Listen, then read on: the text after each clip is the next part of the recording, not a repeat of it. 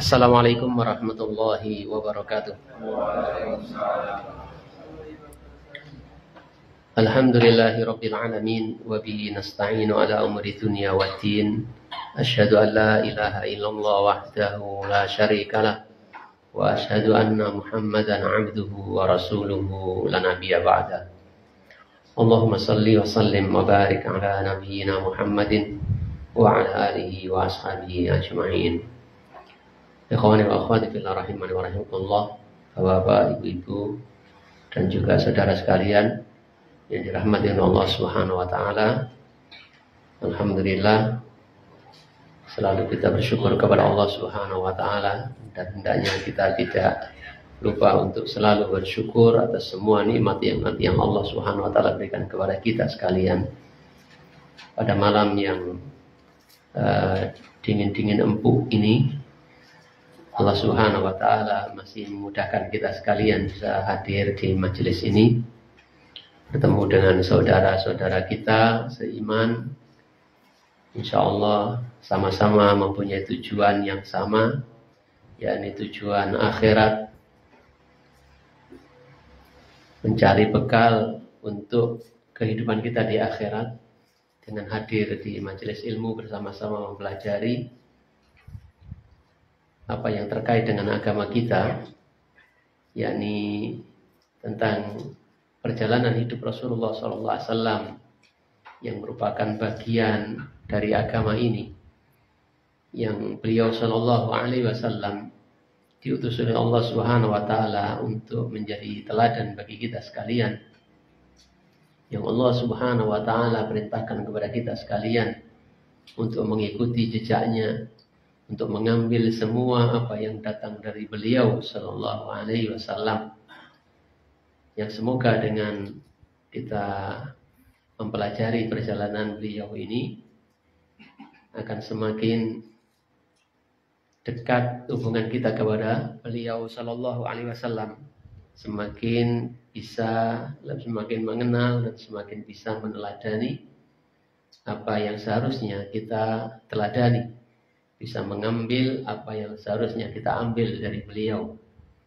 Dan semoga kita berharap kita dikumpulkan beliau di surganya kelak. Bapak, ibu-ibu dan saudara sekalian yang dirahmati oleh Allah Subhanahu wa taala, kita memasuki fase berikutnya setelah kedatangan Nabi sallallahu alaihi wasallam ke Madinah, yang mana telah berlalu. Nabi sallallahu alaihi wasallam di dalam ciptakan masyarakat yang islami, maka beliau membangun masjid sebagai bentuk hubungan hamba dengan Allah Subhanahu wa taala, kemudian mempersaudarakan di antara sesama kaum muslimin. Dalam hal ini kaum muslimin yang datang dari luar Madinah, muhajirin, dengan kaum muslimin yang ada di Madinah yang dahulu bernama Yathrib. Persaudaraan yang dibangun di atas prinsip-prinsip Islam. Ini sebagai bentuk hubungan sesama manusia.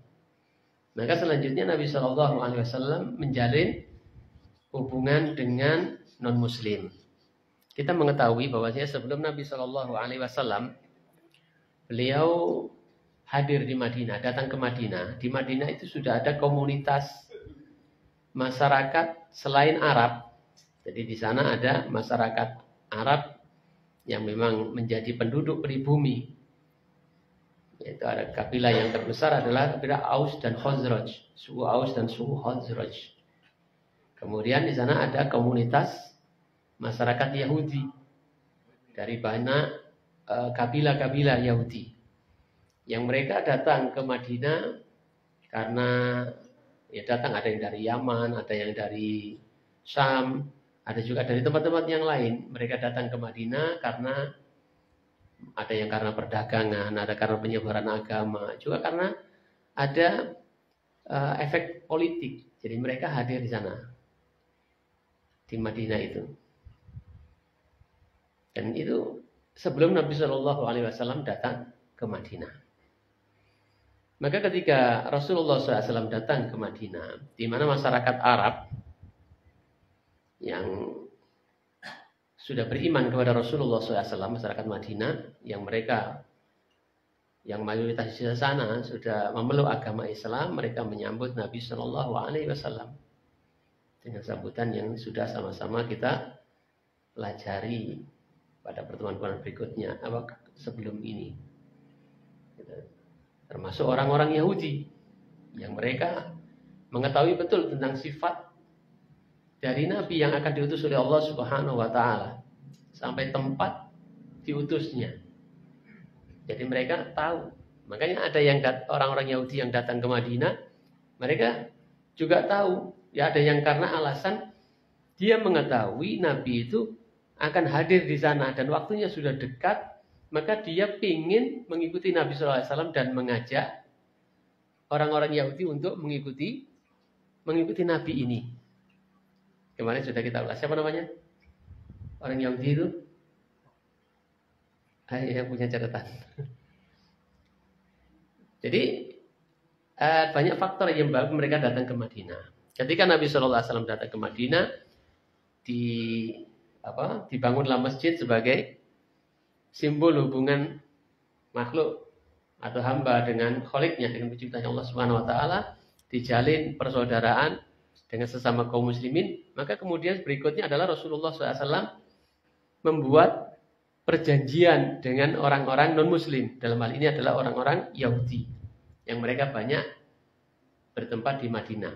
Mereka banyak suku-sukunya, banyak sekali di Madinah. Dan suku yang paling besar diantaranya adalah Bani Quraidah, Bani Nadir, Bani Qainuqa, ya, tiga Bani suku atau klan terbesar dari orang-orang Yahudi yang ada di Madinah waktu itu.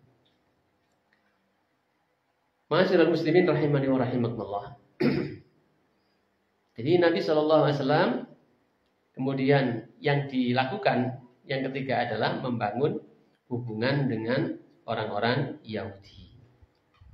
Maka dibuatlah perjanjian yang istilahnya waktu itu adalah Alkitab atau Sahifah, yang hari ini kita istilahkan dengan undang-undang atau piagam. Nabi SAW membuat undang-undang untuk kebaikan, ya, untuk kebaikan penduduk Madinah, baik yang Muslim ataupun yang non-Muslim. Banyak sekali poin-poin yang diundangkan di sini, yang menjadi piagam Madinah ini. Jadi banyak sekali poin-poinnya karena menyangkut hubungan dalam negeri dan luar negeri kan, banyak sekali. Yang intinya adalah satu, mencakup perlindungan dan keamanan bagi semua suku dan agama termasuk komunitas yang termasuk komunitas Madinah. Jadi poin-poin atau undang-undang atau piagam ini mencakup perlindungan dan keamanan bagi semua suku dan agama yang masuk komunitas Madinah, yang menempati Madinah. Yang kedua, kedamaian internal antara suku-suku di Madinah termasuk suku-suku Yahudi. Kedamaian internal artinya jika ada tidak boleh ada saling serang, tidak boleh ada saling mendolimi siapapun, ya, baik Yahudi ataupun suku-suku Arab, tidak boleh saling berperang dan sebagainya. Itu untuk kedamaian internal antara suku-suku yang ada di Madinah. Kalaupun ada yang melakukan pelanggaran, maka itu tanggung jawabnya sendiri dan keluarganya. Kalau menyangkut dengan diat misalnya, tidak menjadi tanggung jawab suku, sehingga kemudian muncul asobiak kesukuan dan perang antar suku. Jadi kalau ada yang melanggar, gitu, misalnya membunuh, maka ini tanggung jawab pribadi. Kalaupun harus membayar denda atas terbunuhnya itu, misalnya ahli warisnya meminta bukan kisos, bukan balas bunuh, tapi minta tebusan, maka yang menebus adalah keluarganya atau orang itu sendiri. Tapi kalau minta kisos jadi kisos, tanggung jawab pribadi. untuk kedamaian. Kemudian termasuk juga kesepakatan untuk sama-sama menjaga Madinah dari ancaman atau serangan dari luar.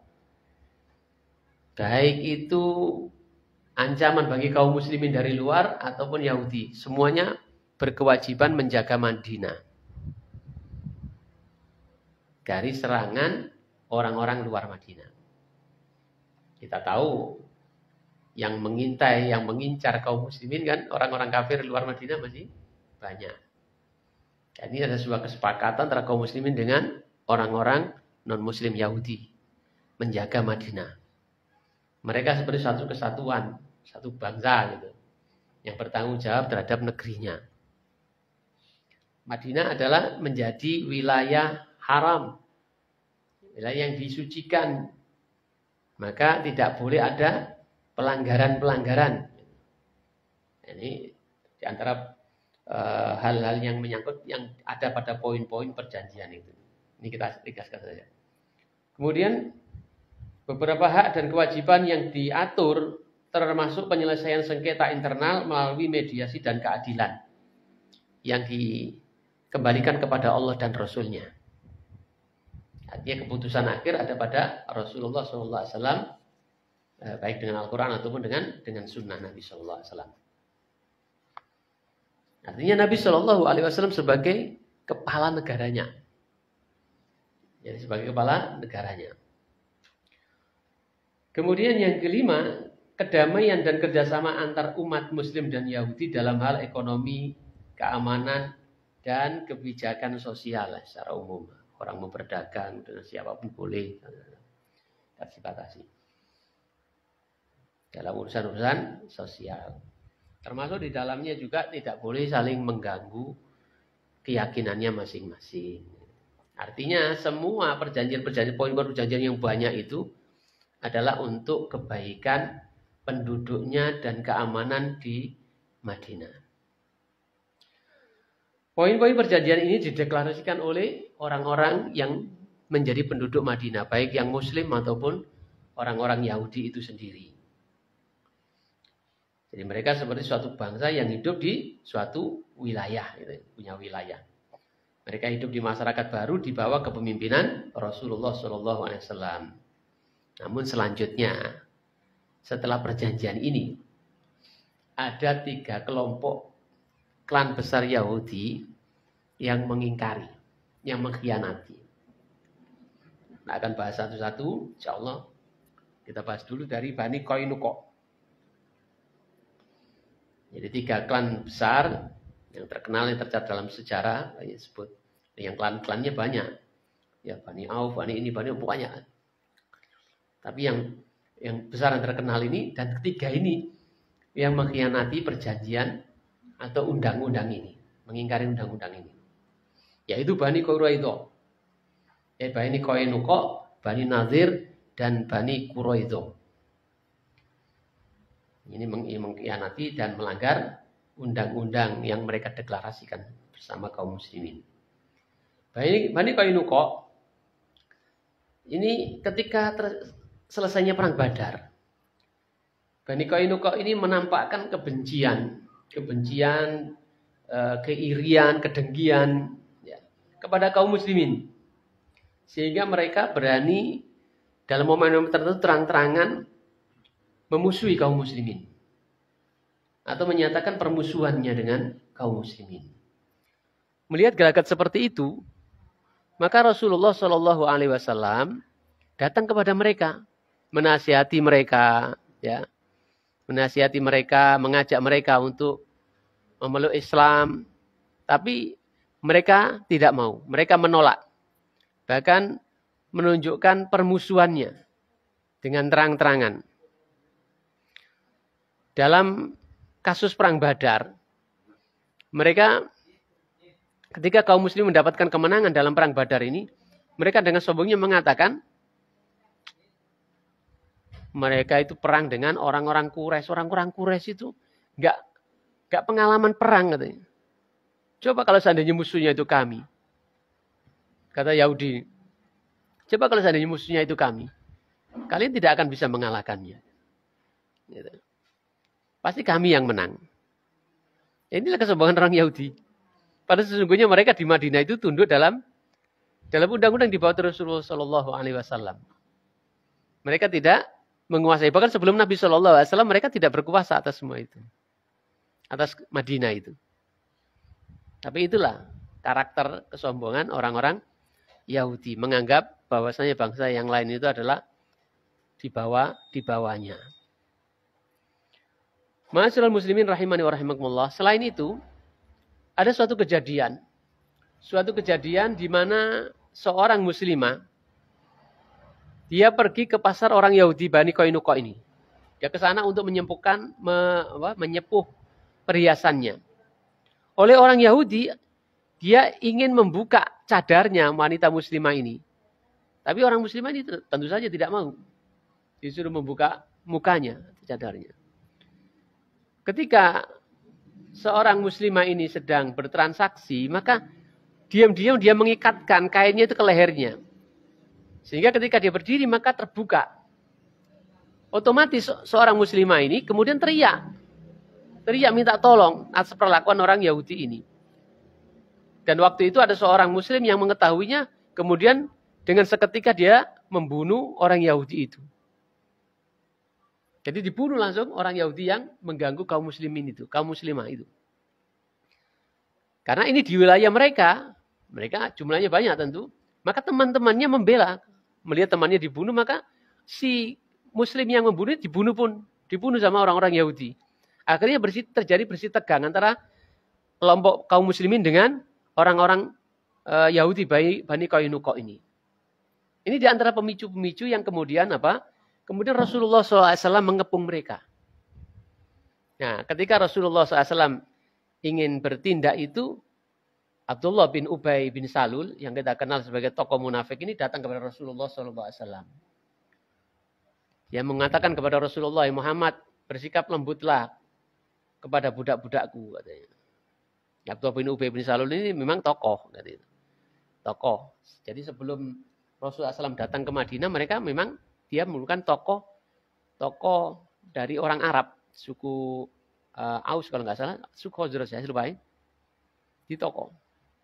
Maka ketika Rasulullah SAW datang dan pamornya lebih mencorong Rasulullah gitu, orang lebih menokohkan Rasulullah, maka dia kemudian karena takut kehilangan ketokohannya, maka dia pura-pura masuk Islam.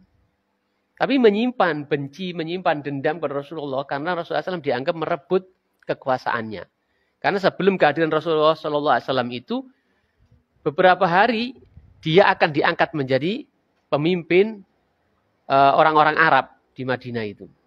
Ternyata Rasulullah SAW datang dan masyarakat Arab menokohkan Rasulullah SAW. Maka kebencian itu selalu ada dalam hatinya. Tapi mau melawan nggak punya kuasa. Takut pamornya hilang sebagai tokoh ini. Karena semua orang fokus kepada Rasulullah SAW. Bahkan sebelum kehadirannya sudah ditunggu-tunggu, dinanti-nantikan, dituduhkan kehadiran Rasulullah SAW. Dimana sebagian besar orang-orang Ansor, itu orang-orang Madinah ini, mereka ini telah memeluk agama Islam. Nah, orang ketika terjadi bersih tegang dengan Bani Qainuqa ini, Abdullah bin Ubay bin Salul mendatangi Rasulullah SAW. Dan dia mengatakan, wahai Muhammad, bersikap lembutlah. Berkatalah yang bijak yang baik kepada budak-budakku. Katanya. Saya mengatakan begitu dia. Lalu Rasulullah SAW, ya nggak ada bicara apa, terjadi ketegangan sedikit gitu. Kemudian memasukkan tangannya ke saku Rasulullah SAW. Rasulullah SAW marah. Dan mengatakan, apakah kamu bekerja sama dengan mereka? Apakah kamu bekerja sama dengan mereka? Yang karena itulah kemudian Allah Subhanahu wa taala menurunkan surat Al-Qur'an, surat Al-Maidah kan misalnya. Surat Al-Maidah yang berbunyi ya ayyuhalladzina amanu la tattakhidul yahuda wan nasara auliya. Wahai orang-orang yang beriman, janganlah kau menjadikan orang-orang Yahudi dan Nasrani itu sebagai teman-teman setiamu, sebagai kekasih-kekasihmu. Ba'duhum awliya'u ba'din. Sebagian mereka itu adalah pemimpin bagi sebagiannya. Wa may yatawallahu minkum fa innahu minhum. Dan barang siapa yang menjadikan mereka sebagai kekasihnya, sebagai teman setianya dari kalian, maka sesungguhnya dia termasuk golongan mereka.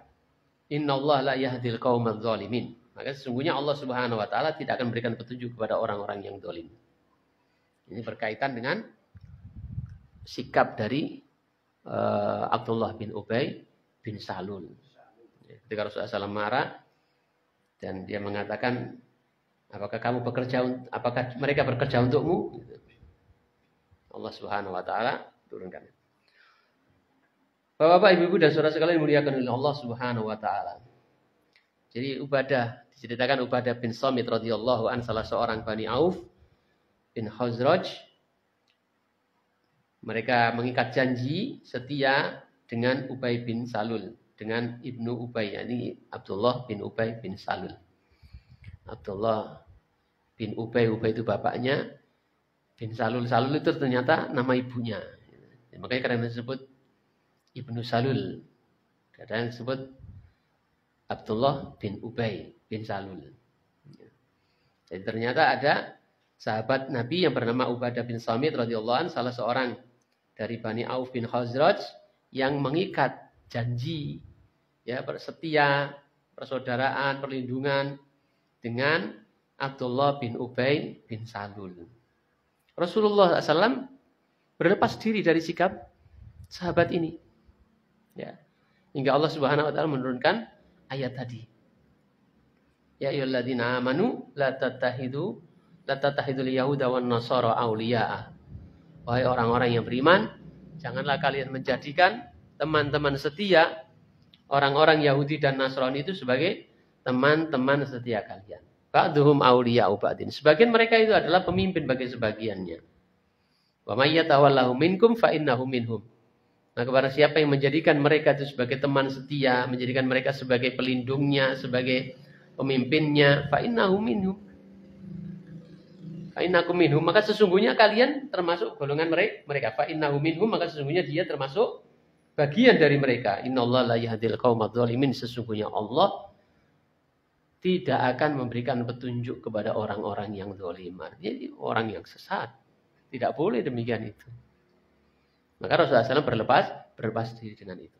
Singkat cerita, ma'asyiral muslimin rahimani wa rahimakumullah, karena sikap orang Yahudi Bani Qainuqa yang telah mengingkari perjanjian, ya, untuk saling mendukung, saling menguatkan gitu. Yang menampakkan permusuhannya, kebenciannya, tidak kompak dan sebagainya. Kemudian telah menciderai perdamaian yang dibuat dengan menyakiti kaum muslimin, menyakiti muslimah tadi, mengganggu agamanya karena dia menarik simbol dari agama, bagian dari agama, yaitu menutup aurat. Gitu. Kemudian membunuh sahabat yang membunuh Yahudi ini, ya, mereka terang-terang menunjukkan permusuhannya, maka Rasulullah SAW kemudian mengepung mereka.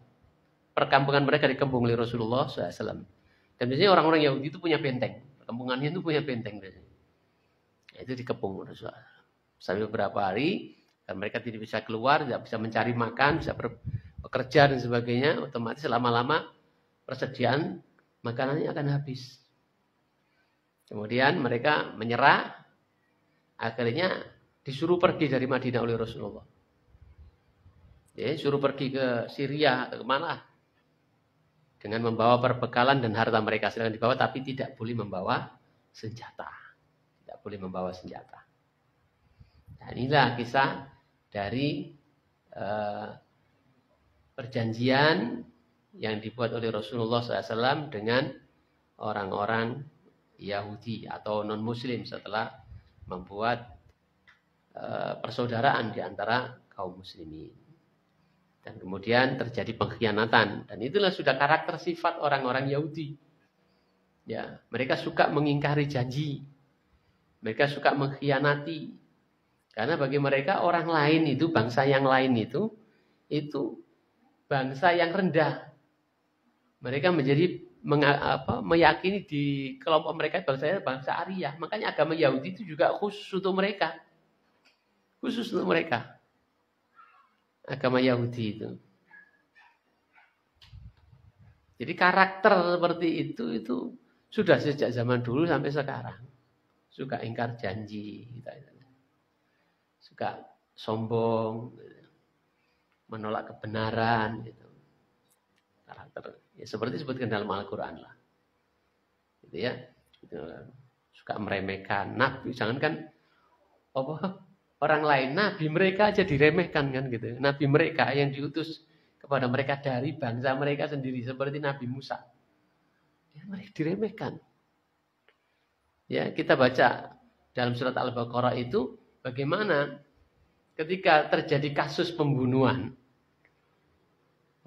seorang yang tiba-tiba meninggal dunia dalam keadaan terbunuh. Yang keponakannya kemudian teriak, minta tolong, kenapa pamanku ini gini dan sebagainya. Lalu mereka datang kepada Nabi Musa minta solusi. Siapakah yang membunuh ini? Gimana ceritanya?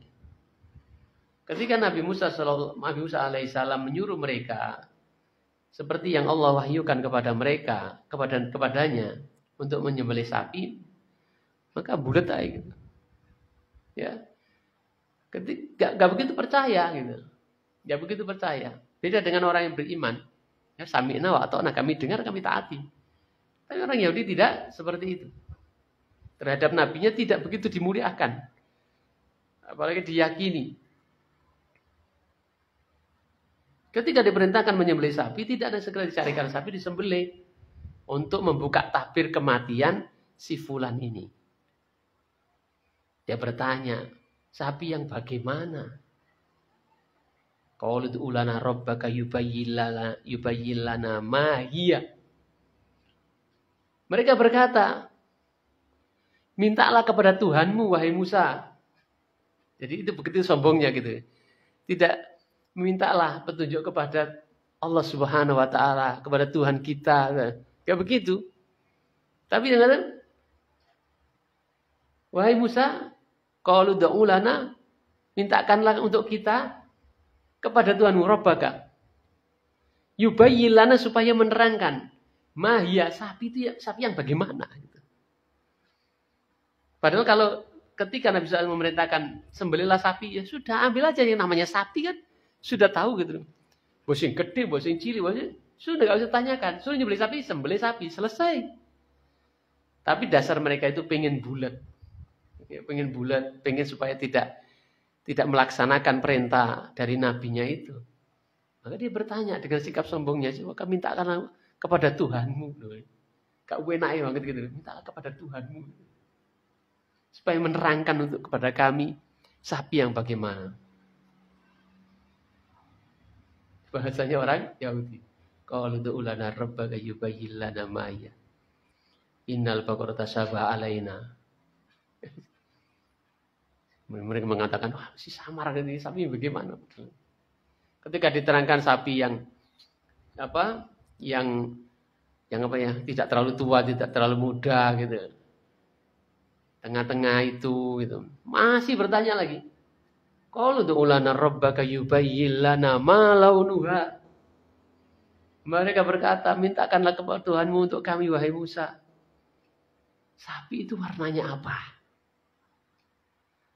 Ketika dijawab oleh Nabi Musa, ya, bahwasanya Allah Subhanahu wa taala, qalu ud'u lana rabbaka yubayyin lana ma launuha, qala innahu yaqulu innaha baqaratun safra'un faqi'un launuha tasurrun nadirin. Jadi jawab Nabi Musa, Tuhanmu, sebutkan Tuhanmu memerintahkan kepadamu. Gitu. Dia mengakui Tuhannya Nabi Musa. Nabi Musa menjawab Tuhanmu. Qala innahu yaqulu innaha. Qala innahu, sesungguhnya Allah Subhanahu wa taala berfirman, innahu, sesungguhnya dia sapi itu, qala innahu yaqulu innaha baqaratun safra'un faqun. Sapi itu sapi yang warnanya kuning. Yang ketika orang melihatnya itu mesti senang. Tasurun nadirin, menggembirakan orang yang melihatnya. Nah begitu kan tambah heboh semestinya. Tambah mereka diri sendiri tuh. Yang asalnya sapi, sembarang sapi bisa, kemudian tanya lagi, dijelaskan, sapi itu gak terlalu tua, gak terlalu muda, nah, akhirnya repot juga gitu. Jadi sudah gitu Tanya lagi, warnanya apa? Tambah lagi. Dan itu pelajaran untuk kita kalau kita bertanya sesuatu yang kira-kira memberatkan, nggak usah ditanyakan. Yang kira-kira jawabannya memberatkan, nggak usah ditanyakan. Apalagi dalam urusan agama yang kepada Rasulullah SAW ini. Misalnya, Innallaha faradu alaikumul hajjah. Rasulullah SAW dalam sebuah riwayat mengatakan, Innallaha faradu alaikumul hajjah. Sesungguhnya Allah Subhanahu wa taala merintahkan kepada kalian berhaji. Ada sahabat yang bertanya, "Akulah amin ya Rasulullah. Apakah haji itu harus dilakukan setiap tahun wahai Rasulullah?" Itu Rasulullah SAW diam aja. Gak ngerti ini sahabat ini. Tanya lagi, "Akulah amin ya Rasulullah. Apakah haji itu wajib untuk dilaksanakan setiap tahun wahai Rasulullah?" Itu Rasulullah SAW menang doa. Ben gak takok meneh. Tapi gak peka juga ini yang bertanya ini. Tanya lagi yang ketiga. Kata Nabi SAW, kalau aku jawab iya, maka itu menjadi kewajiban bagi kalian untuk melaksanakan haji tiap tahun, dan kalian tidak akan mampu. Ya, kata Rasulullah SAW, kalau aku jawab iya, maka itu akan menjadi suatu kewajiban bagi kalian untuk haji tiap tahun. Cuma nih haji tiap tahun, 20 tahun nih gue mesti iso.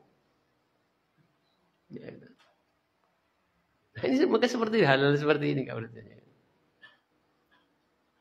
Ada orang tanya itu gimana sholatnya di bulan itu. Wah, nah sama budal dhisik ngono lagi takok ngono. Nah, gitu. Halnya kayak gitu. Jadi itulah sebuah pelajaran bagi kita sekalian gitu. Ya. Jika berbicara dengan agama kemerintahkan segera lakukan. Jangan seperti orang Yahudi. Ya, bulat ya. Karakter orang yang beriman itu seperti itu. Ya, kami dengar, kami taati. Disebutkan seperti itu agar menjadi pelajaran untuk kita sekalian. Wis takok warnane, dijawab meneh warnane kuning, ijek takok meneh. Sing piye maneh? Cek samar mbek awak dhewe iki. Nah, akhirnya tambah repot. Hampir-hampir mereka tidak mampu untuk melaksanakan itu. Jadi ma'asyiral muslimin rahimani wa rahimakumullah, ketika agama ini memerintahkan, maka sesungguhnya Allah Subhanahu wa taala mengetahui tentang kemampuan kita. Jika sesuatu diperintahkan kepada kita sekalian, maka kerjakanlah semampu semaksimal yang bisa kita lakukan. Jadi gampang, agama itu gampang. Terus saya tidak amartukum bisyai'in fa'tu minhu mastata'tum. Jika aku perintahkan kalian melakukan sesuatu, maka kerjakanlah semampu kalian. Atau Allah mengatakan fattaqullaha mastata'tum.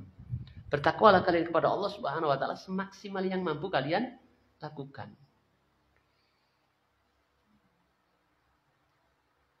Ya, ini pelajaran bagi kita.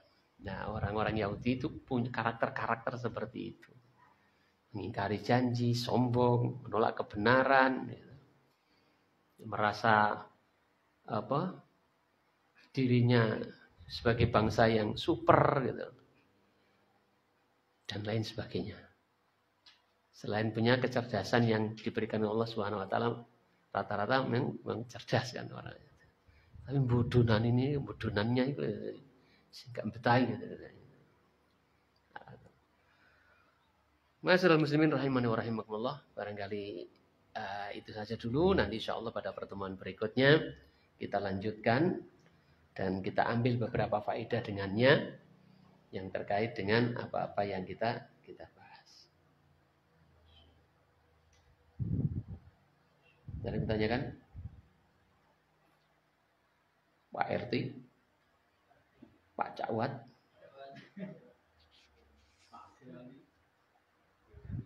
Ya, kalau tidak ada kita tutup dulu, baru nanti kalau ada pertanyaan kita dijawab insyaallah. Jadi inti akhirnya adalah Bani Qainuqa ini diusir oleh Nabi Shallallahu Alaihi Wasallam dari Madinah dengan ya agama Islam, agama yang manusiawi. Tetap mereka disuruh membawa bekal, disuruh bawa hartanya, tapi tidak boleh bawa senjata. Tidak boleh bawa senjata. Subhanakallahumma wa bihamdika asyhadu an la ilaha illa anta astaghfiruka wa atubu ilaik. Assalamualaikum warahmatullahi wabarakatuh.